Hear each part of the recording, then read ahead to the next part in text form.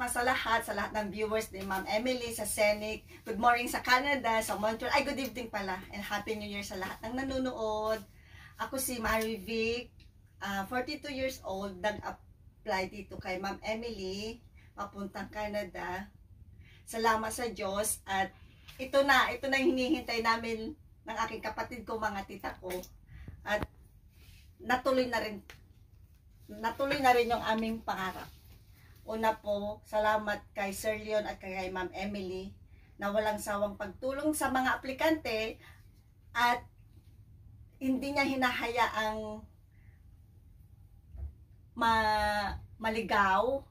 Inaalalayan niya parati sa aming pag-process ng mga papel mula medical, biometric, hanggang police clearance. Andyan siya nakalalay. Kaya maraming salamat kay Ma'am Emily. Team Sir Leon kami sa Montreal.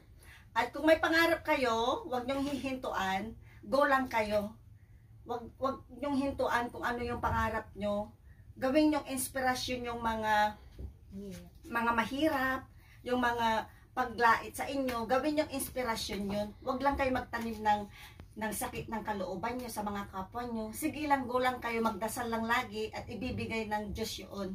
Salamat sa Scenic Agency, kay Sir Leon at kay Ma'am Emily na walang sawang pagtulong sa amin. Thank you and Happy New Year, Merry Christmas sa lahat ng mga viewers at sa Canada. See you! Thank you! Tama lang! Baka naka